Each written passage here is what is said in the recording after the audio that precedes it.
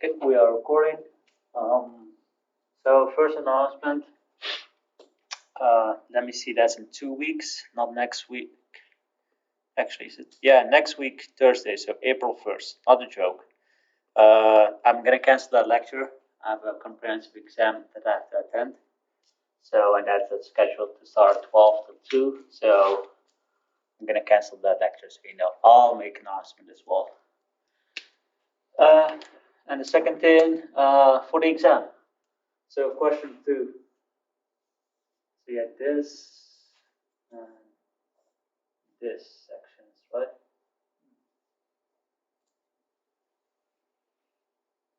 And you have to find the value of the shear flow at point O. So what did you get here? 0. Okay. So that's good. So keep in mind, like when you have to apply a shear force, and that's what I mentioned in lecture 16 as well.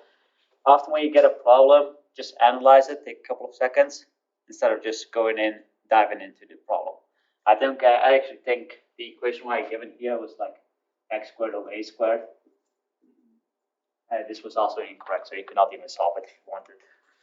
So necessarily don't always go ahead and start calculating stuff, applying an equation, and trying to figure out what the moment of inertia is. Just give yourself a couple of minutes, see what's being asked for, and then start the question.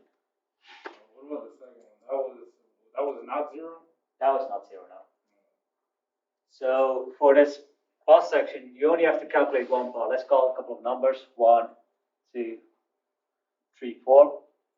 So the shear flow. So you do Q01, and then you say if this length is say B. So you get your function, right? 0 to S, Sy, Ixx, minus, and then dy ds, right? So you evaluate this, and you get like Q01 as a function of S. And then you evaluate this Q01 at S is equal to B over 2, because that's point 0. And then you get, so Q01 at B is equal to Q0. So now you know what the portion of the shear flow is coming from the left. And because it's metric, the portion coming in from the right will be equal to the same. So this will be, Q0 will be twice this value. So that's how you do it. Because you will need the starting point at this location in order to calculate Q0, say 5. And then you can continue onwards. But you basically have to stop at that location. And let me see, question 1. I haven't graded it, so I don't know what the grades are or how good or how bad people did. So what was this, right? So you basically make a cut here. You calculate the shear flows. You know the moment of inertia with respect to centroidal axis here. You can calculate that. So you basically do a superposition to get the total moment of inertia. Well, this part and this part.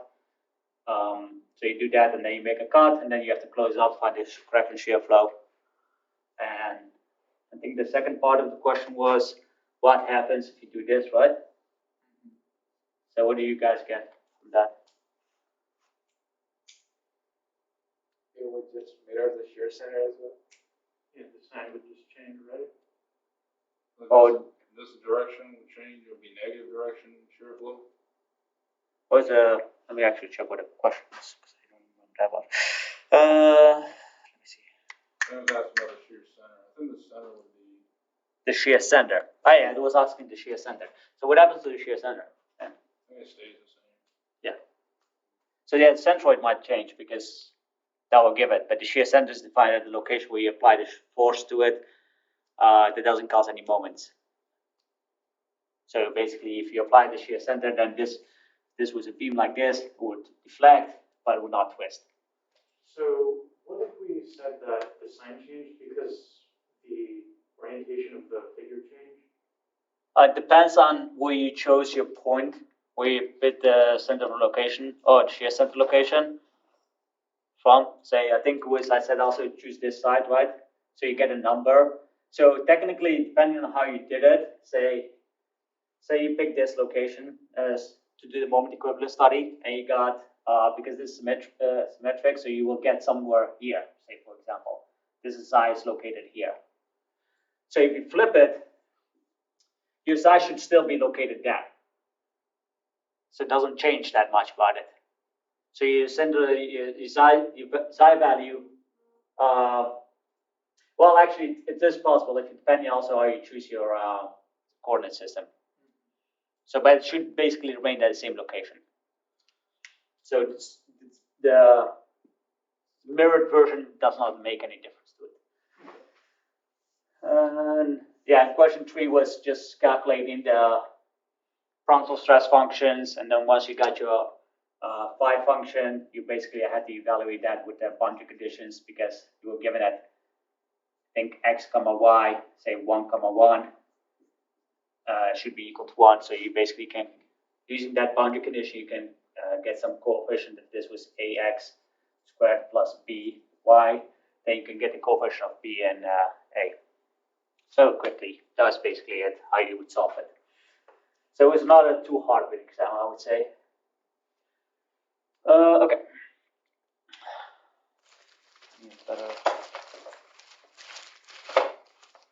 So for today and the main lecture, so basically what we have done so far is we looked at stresses,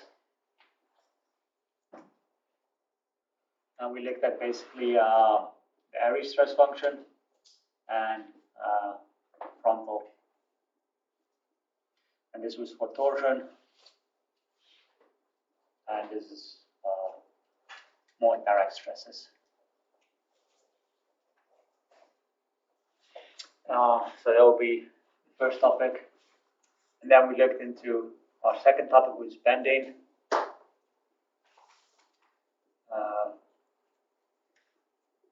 Let's call this shear. Let's call this torsion still. And this was like thin wall and flow sections. And then basically the biggest topic, other topic was shear, right? So that's what we've done so far. So for the remaining lecture, what we're going to do is we're going to continue. We're going to go into idealization. So basically, this is how can we get a complex structure? How can we reduce that in complexity and still using the same 3 topics earlier to analyze it? So what happens? And this will be today's lecture. What happens? We actually have a structure, but also has like Z stiffeners in it. So how do you account for those things? And then with this comes also multi-section. So this will basically one lecture probably. And then we have another topic, cutouts and taper slash, well, let's do fuselage slash wings and then taper. And basically, we'll see how far we can get. We might basically drop one of these or reduce in duration just to make sure that we have enough time to the topics that we discussed, that we have enough time for those and we don't rush anything. So quality above quantity in this case. So that's the main what we do for the lecture series, and the final exam will be on all the topics except these 2. So there will be no frontal stress function or area stress function. So we'll be focusing mostly on combining the following topics, because once we know the basics of it, like how to analyze bending, torsion, and shear, these topics are basically more, okay, let's apply this concept to a specific condition. We deal with that. So, and for today's lecture, we're going to start with multi-sections and idealization. And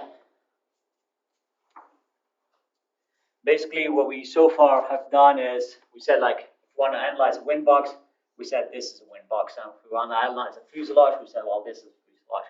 And of course, in real life, you will have say stiffeners, the corner edges, for example, or in the middle. So you have extra lumps of mass that basically can take up some of the forces, and these will basically go throughout the whole cross section.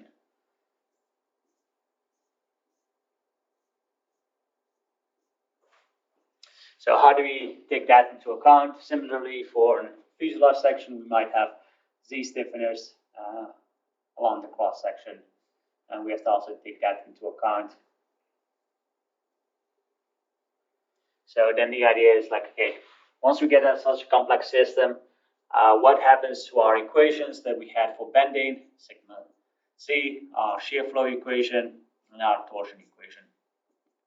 So what's the effect of those segments? And of course, another topic that we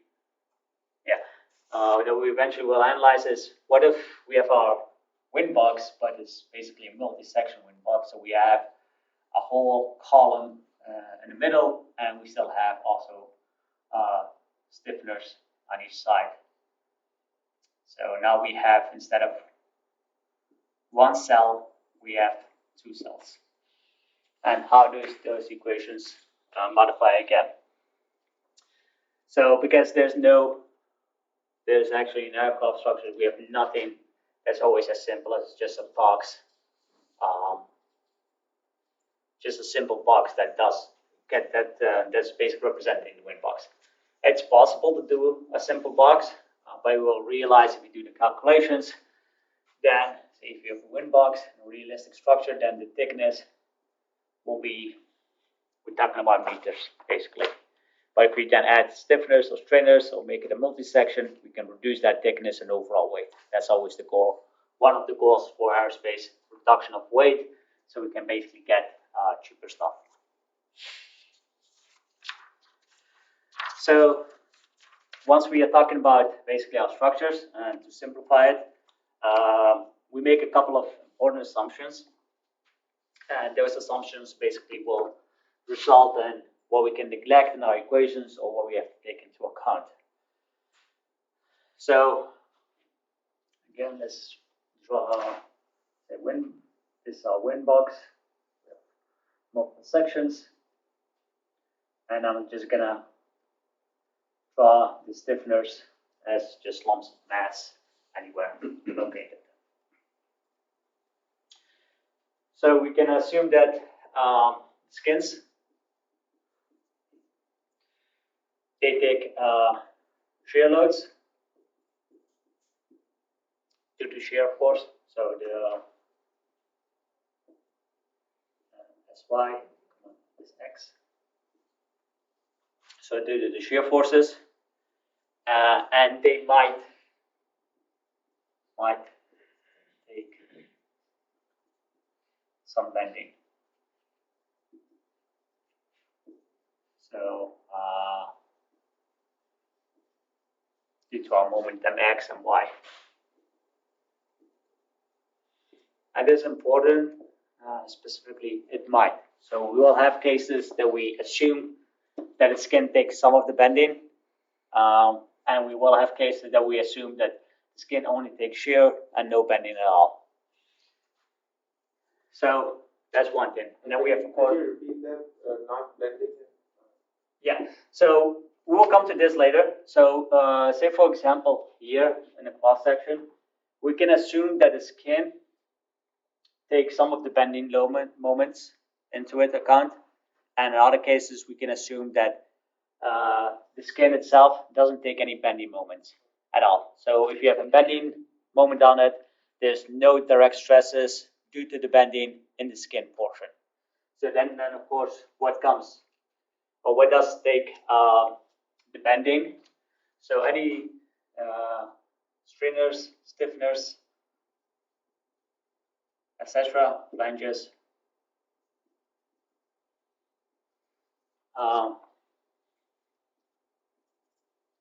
we assume that those take basically all tensile / compressive loads.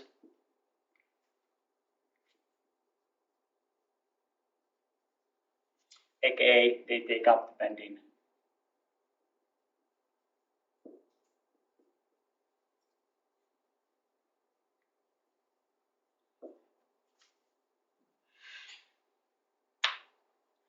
And then if we have spars, we say these take up, or these can take up both bending and shear loads.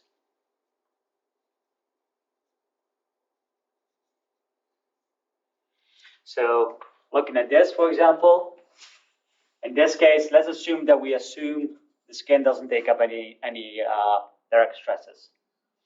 So if we have a shear force on it, we assume that basically these stiffeners, these strainers here, or stiffeners, they take up all the compressive loads, so all the bending forces. The portion of the skin that takes up the shear flows, but not any direct stresses. So at this section here, sigma z is equal to 0, but here at this stiffeners, sigma z is not equal to 0. And in between stiffeners, there's some shear flow. And then if we have a spar like this one, the front spar or the back spar, these can both take shear forces, shear flows due to shear forces, and they also can take up direct stresses due to bending.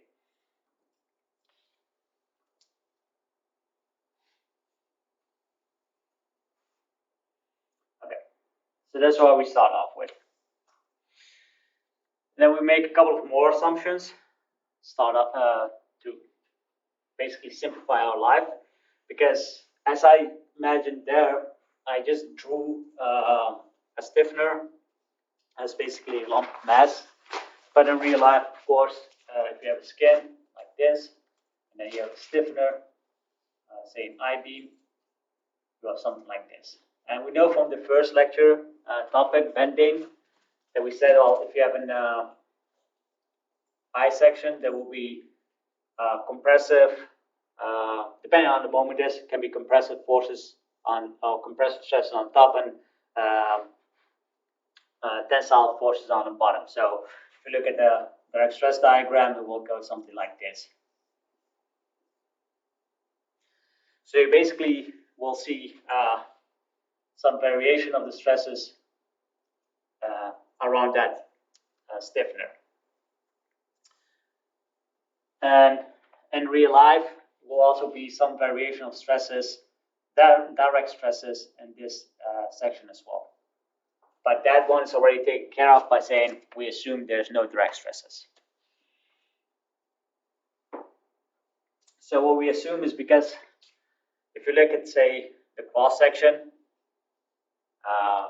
or the center point of our wind box, we say that these stresses around our stiffeners, they're very small.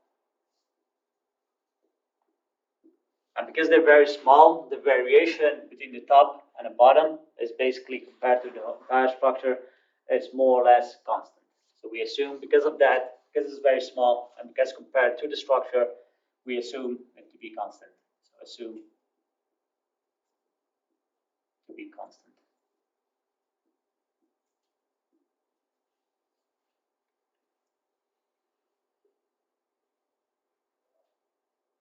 And of course, in a similar fashion, we assume that these stresses over the thickness are also extremely small.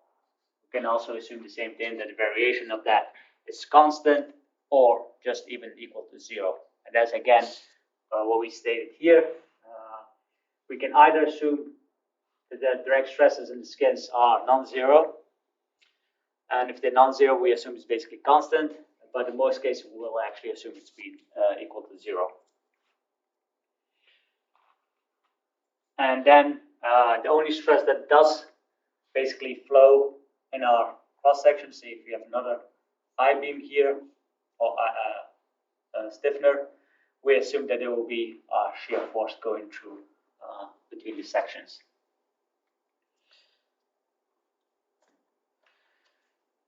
So another thing that we assume for continuing is if you look at the local centroidal axis of our stiffener will be here, because this thickness from outer skin part and local coordinate system or local centroidal axis of our stiffener, again, compared to our overall structure is so small, we assume that those two coincide.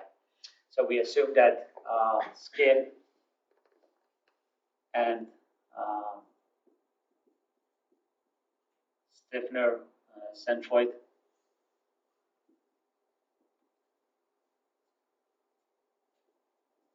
coincide.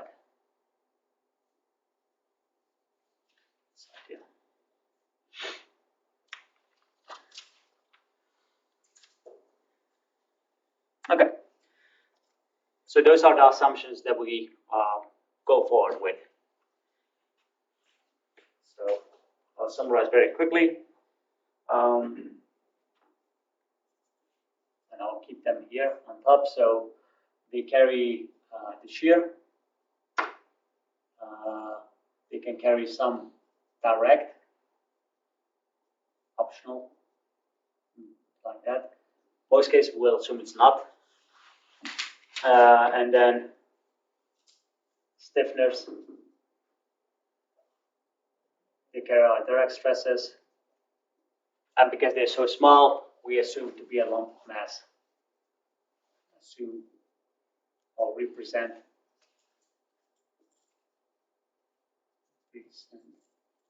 as lump of mass.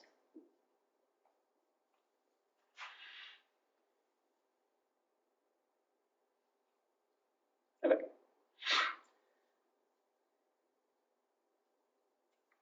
So yeah, these are basically the main conditions. So let's keep it at that.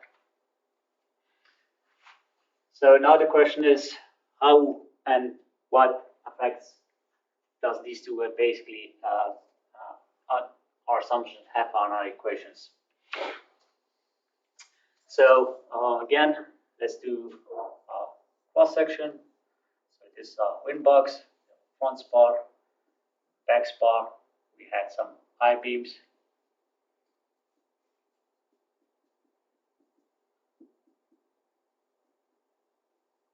And we idealize that. So we have front spar still, back spar, and then we say it's just lumps of mass.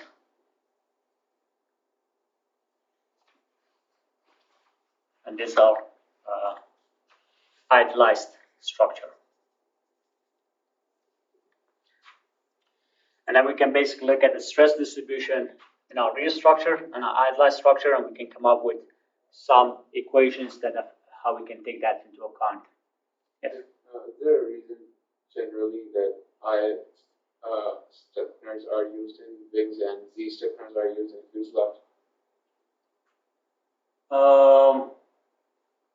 No, not really. And also, what you state is more coincidence than an actual fact.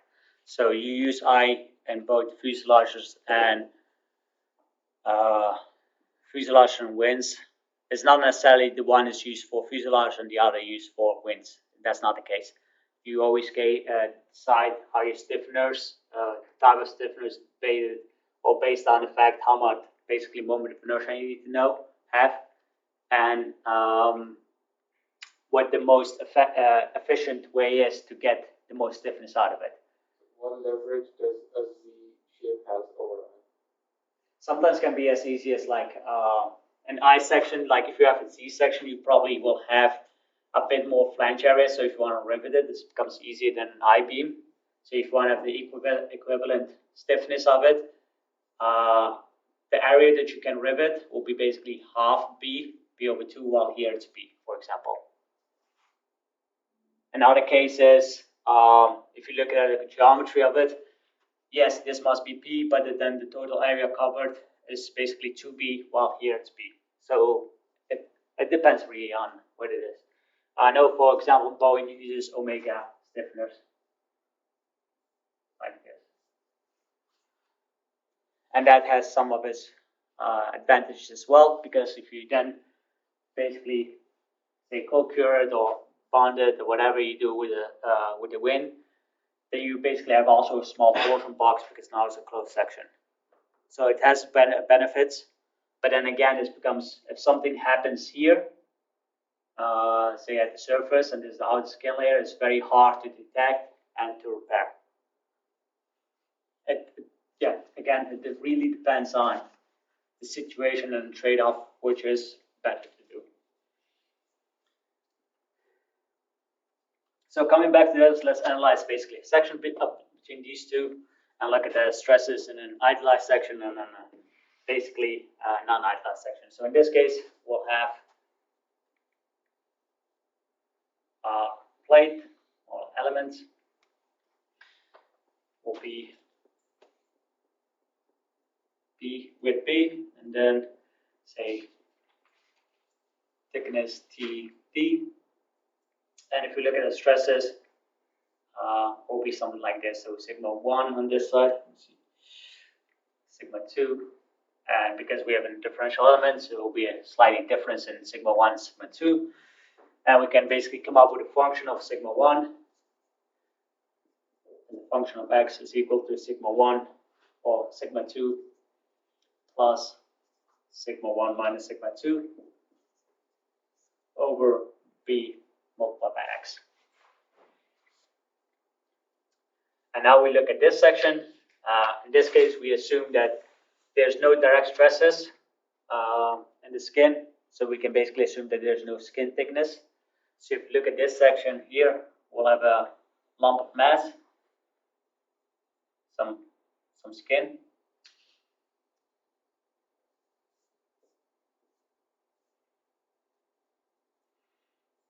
And this skin is basically here, TD is assumed to be equal to 0. And then all the stresses have to be carried by the stiffeners. So we have sigma 1 here, sigma 2 here. And then we can come up with a similar equation to drive the two. And to do so, what we do is, if we want to compare these two, we can take a moment equation around one of the 2 points. So take around point 1. So here we do take the integral, and here it becomes basically sigma 1 times this area multiplied by the arm. And in this case, we have to take the integral format to get the moment. So the moment at point 2 is equal to the integral of 0 to b of sigma x multiplied by the thickness multiplied by x dx. And in that case, we get sigma 2 times td b squared over 2 plus sigma 1 minus sigma 2 td b cubed over 3. So this is the real structure. Real. And then this is idealized. And if we take a moment equation for around point 2 in this case, what we get is the moment of point 2 is equal to the force multiplied by the arm. The force is stress times area, so let's call this area B. So we get sigma 1 multiplied by the area B multiplied by small b, which is the moment arm, because this segment is still the same as that one. So now we have 3 equations for moments. So we have on the real side, we have sigma 2 times the thickness multiplied by the width squared plus sigma 1 minus sigma 2 times the thickness b cubed over 3. And that's not showing up. Let me just do it here. So basically we have to do regardless if you have a real structure and an idealized section, the moments in theory needs to be the same. Simple as that. Okay? So basically we equate this left-hand side, this M2 from the idealized structure to the M2 on the real structure. So if we do that, we get that sigma 1 times B times B. So capital B small b must be equal to what we had here. So let's rewrite that. Must be equal to sigma 2 times TD B squared over 2 plus sigma 1 minus sigma 2 TD B cubed, small b cubed over 3. And since they must be equal, what we can do is we can solve for what b must be, because that's basically the only unknown. So we can solve for b.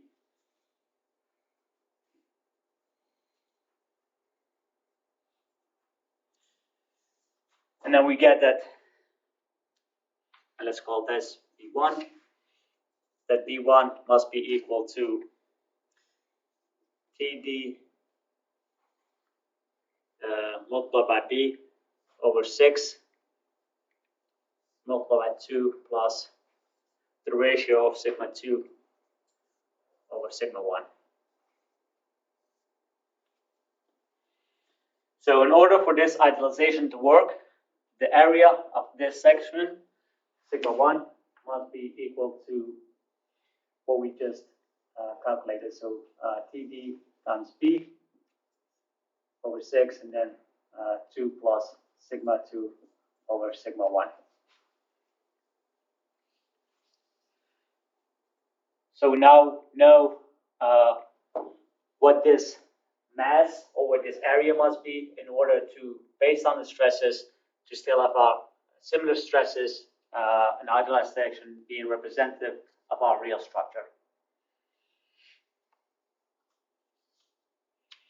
And we did that by just equating the moments calculated of the at point around point 2 from our real structure and equating those to the idealized structure. And we can of course do the same trick, and then we can also look at the total amount of forces must be equal. And if we do the total amount of forces, we can basically get B2 out of it. So in this case, if we want to equate the total amount of forces to be equal on both sides, we're not looking at moments, we're looking at forces. We know that the force in this real structure will be 0 to B sigma x plus sigma as function of x, times TD, thickness dx. And on this side, it will be just equal to, the total force will be equal to sigma 1s times B1 plus sigma 2 times B2. And then you can evaluate this integral, and there you will get sigma 2 plus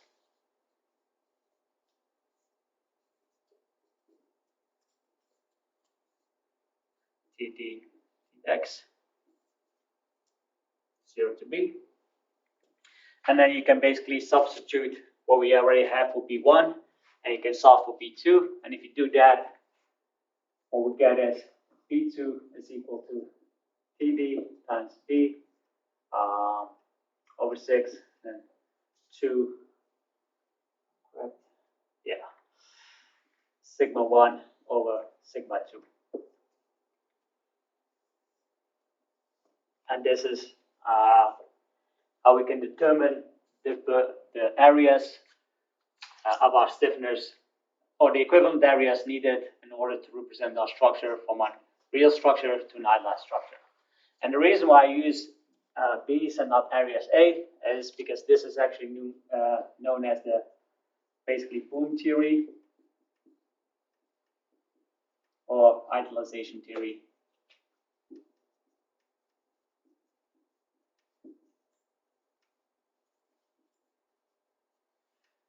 That's the reason why we basically use capital letter B. So these lumps of mass are also often referred to as booms. Okay.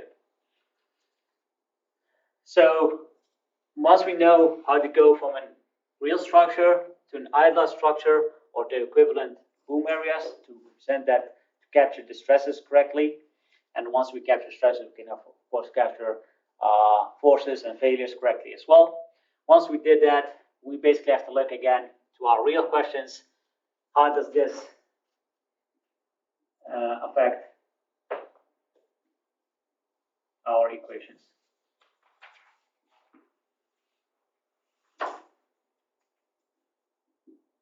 How does this affect our equations?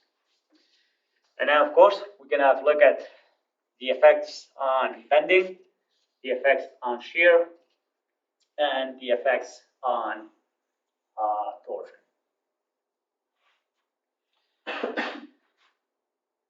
So let's have a look at a simple case.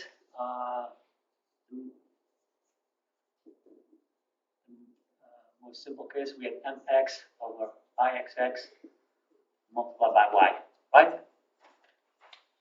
So, and then let's take a small wing box, and we say we have idealized it, and we have 4 booms at these locations, right? And so let's have a look at the equation. Mx is our applied moment. It does not change. So Mx remains, say, real versus ideal. Mx is still Mx. Y was our distance with respect to our centroidal axis. That again, the distance to the top, the distance to the bottom, side, left, right, it doesn't change either. So y remains y. Now let's have a look at the moment of inertia. So I'm just going to give you the generic equation. So we had 1 over 12 h cubed b plus an equivalent ad term, right? Ad squared. So does that change? And the answer is yes, it does change. So because now we assume the following. We said these are the lumps of mass that represent our structure. We assume that in this case, the thickness is basically 0. So what you get is that here, if you look at this moment of inertia portion, it would be 1/12 over, say this was h, and this was t. So normally you would have 1/12 h cubed t, but because we use an idealized section, we assume that the thickness is 0. So this drops. So here, which we left over is basically only the AD terms. So we no longer have our 1/3 or 1/12 over h cubed b terms anymore, because the thickness what we assume is equal to 0. So this actually, and of course, if you want to calculate the total moment of inertia, it's still valid, as we said earlier, that we can basically do a summation of the individual parts. So the total moment of inertia of this structure becomes the summation of those 4 AD terms. So, and of course, the area is equal to B. The D terms is equal to Y, because that's our Y distance, squared. So our moment of inertia for an idealized section is nothing else than the summation of the boom areas multiplied by Y squared, where Y is our distance to our centroidal axis. So this simplifies our life. And that's the only change that we see affecting our bending equation.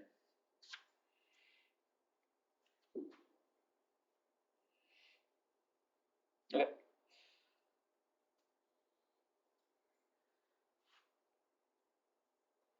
And with this equation, we can also do it. I missed one step. So this is still valid. So how do we determine basically these boom areas, right? So if we look at this equation, say we have a structure, we still have to first define our boom areas before we can apply this theory. So we then need to know what our stresses are with respect sigma 2, sigma 1, because TD is the thickness of our skin, B is basically the element size that we have between two stiffeners. In this case, will be equal to this width. And then we still have to determine sigma B or sigma 2 and sigma 1. But then if you need the boom areas to moment of inertia, so how do you determine sigma B and sigma 1 and sigma 2? So basically, let's substitute that basically into our equation. Again, these two for our real structure will remain the same, right? Because the moment is the moment of inertia is still the moment of inertia. So if you look at sigma 1 and sigma 2, the only thing can change is basically the location with respect to the centroid. So what we can see is that these boom areas, and we can say is basically nothing else than a function of our location with respect to y. So if you look at the structure, sigma 2 and sigma 1 basically become y2 and y1.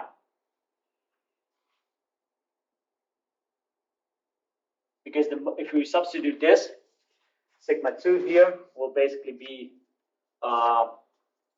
mx ixx y2 over mx ixx y1, right?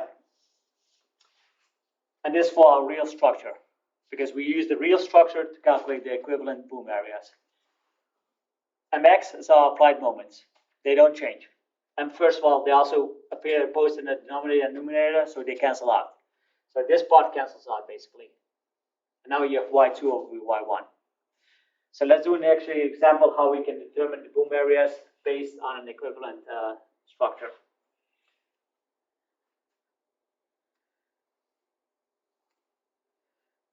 I'll pull up the lecture slide.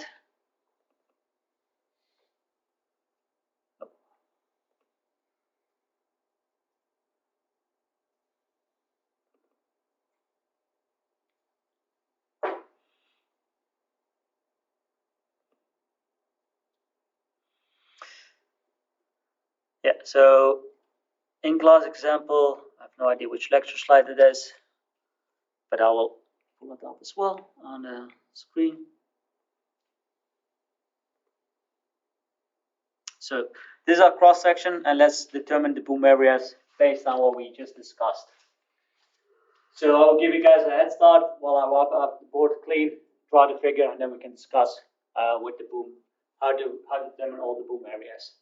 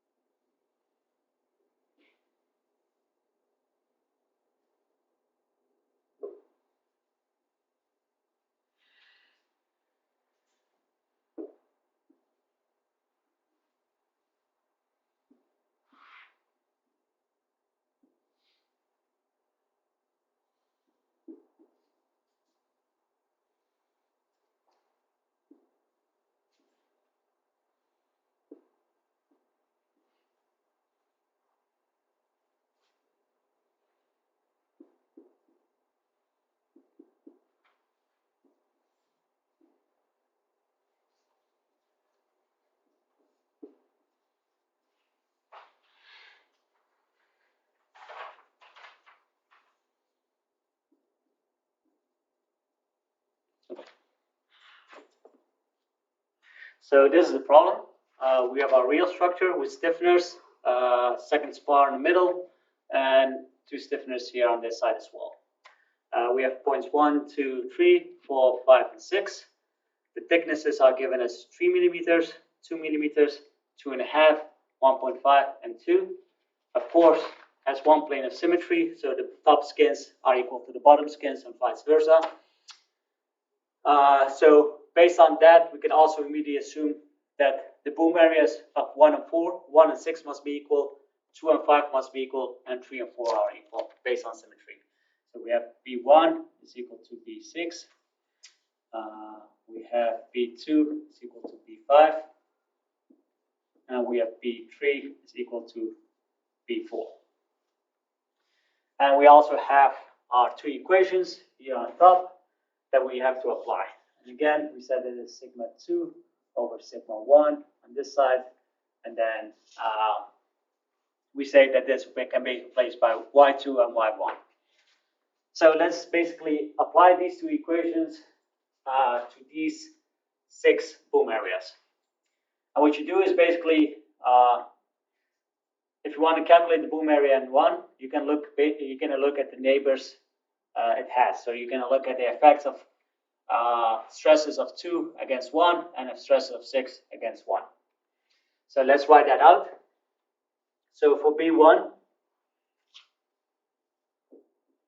that will be equal to TD times B. So this is the thickness. Let's go for 1, 2 first. So that thickness is 2. The width is equal to 600 over 6. And then 2 plus the ratio of sigma 2 with respect to sigma 1. So this is line of symmetry. So if this is 400, this is 600, this 600, this 200, then this middle section must be 300. And if you look at the y segment, again, we know that centroid lies on this axis. We don't care where it exactly lies because we're only interested in the y location. So we know that this y location is 200 here. This becomes 150 halfway, and this becomes 100. So we know it's going to be 150 over 200. 150 over 200. So that's the contribution of sigma of this portion, this segment. And then we have to also take into account of the vertical flange. So we have plus, in this case, the thickness is 3, the length is 4. So we get 3 times 400 over 6, 2, and then the y-coordinate of this boom is, of course, negative 200, and this is plus 200. So we get negative 200 over positive 200. So we can simplify this as this being equal to 1, and this is being equal to 2.75. See? Yeah. So you can calculate this. Can do this. Can someone do that quickly? I've defined last, but I want to double check. It should be 1050. And since it's an area, it must be millimeters squared. So this 200 plus 275. 200 plus 275 is 550. This is 1200 divided by 6 is 200.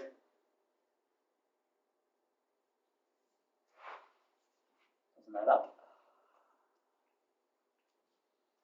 200, 400.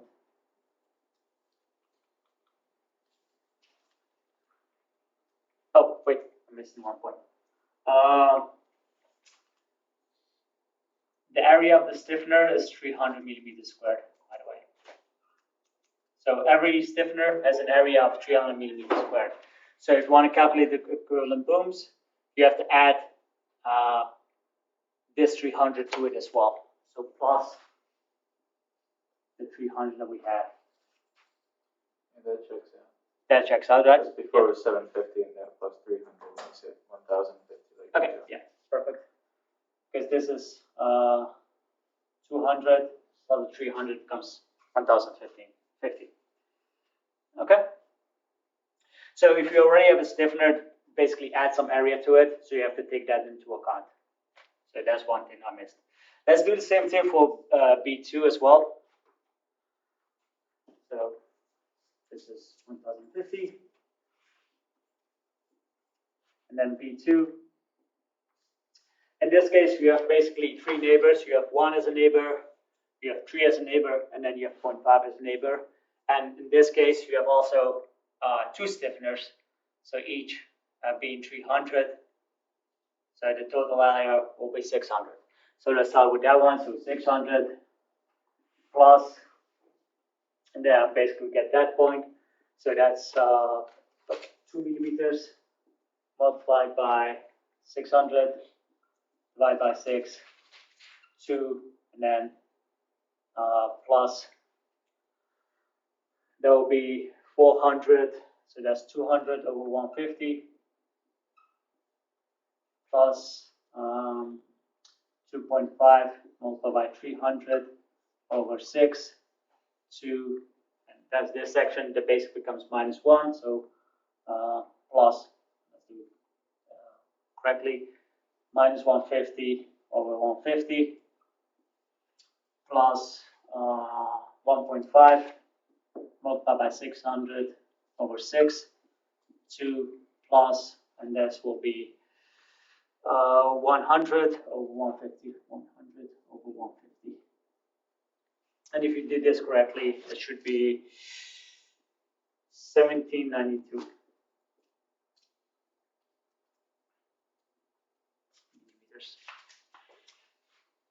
And then if you do the last one, you basically repeat the calculation steps of 1. So, and that one will equate to 892.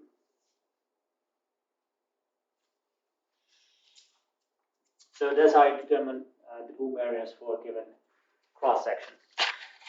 So the equation had basically stresses in it, but because we know that the stress equation is nothing else than our sigma equal to my or mx multiplied by y over ixx, and we know that in a real structure, both the moment of inertia and the applied moment does not change regarding where you are. So the only thing that changes is our y coordinates. So basically we can find the ratio of stresses as to be equal as the ratio of location away from the centroidal axis.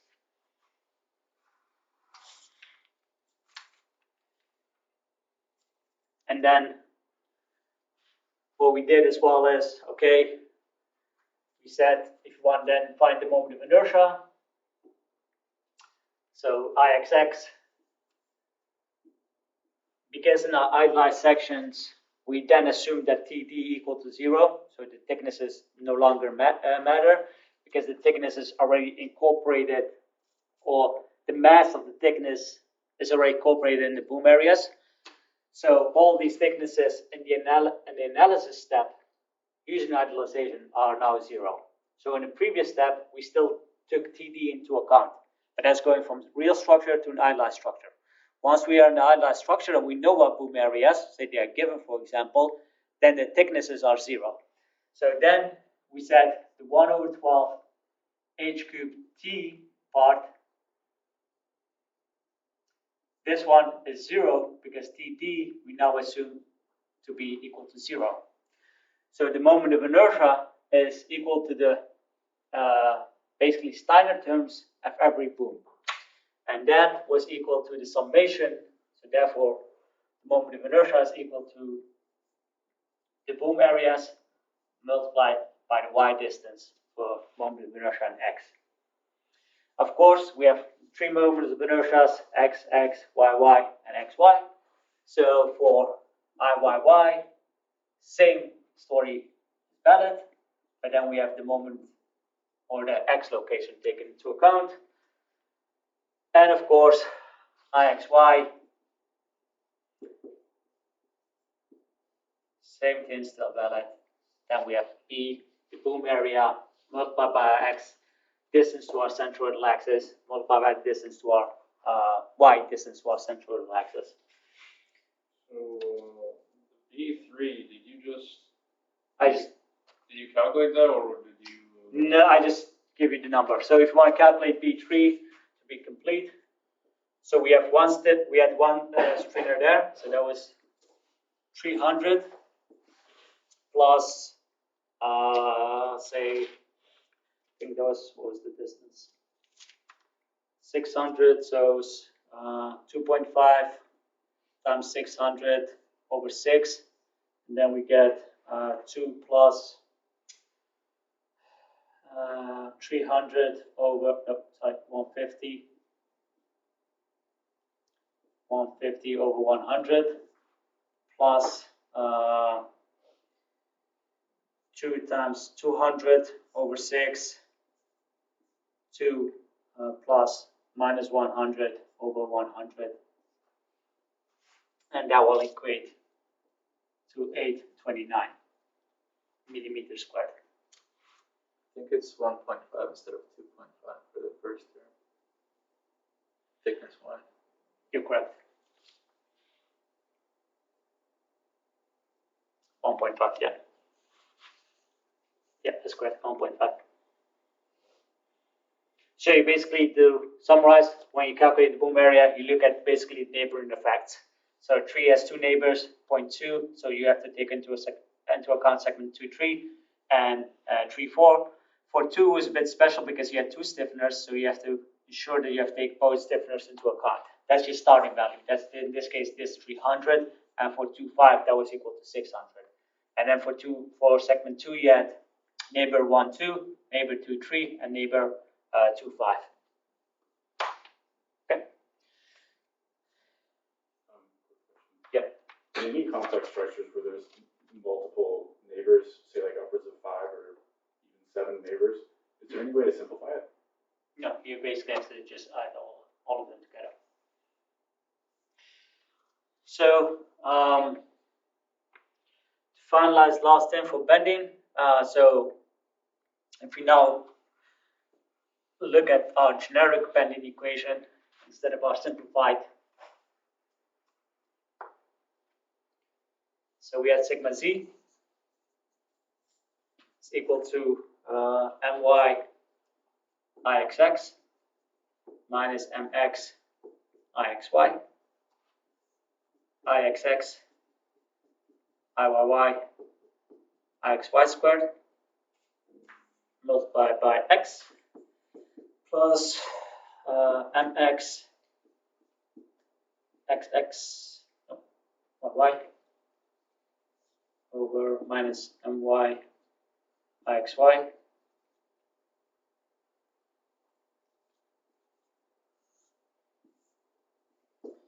ixx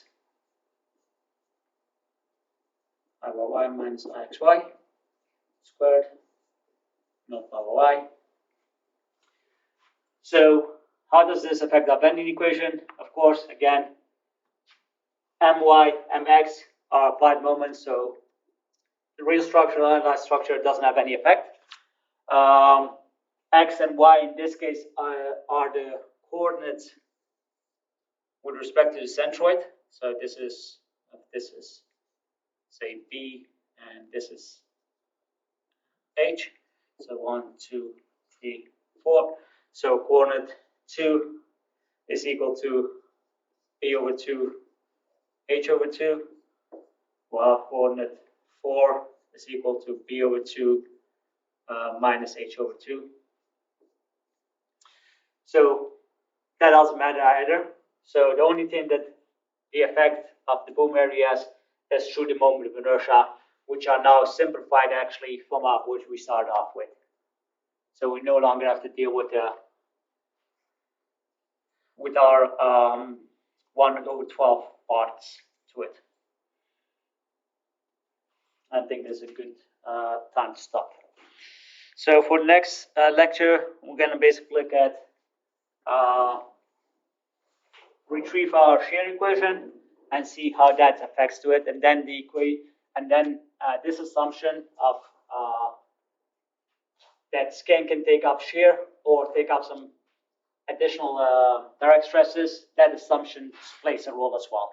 So we will have a term that if we assume that direct stresses are taken into account, that an additional term pops up in our shear flow equation. And if we don't, we can neglect one term out of it. But we discussed that on Thursday. Okay, any questions? Nope, perfect, thank you, and see you guys on Thursday.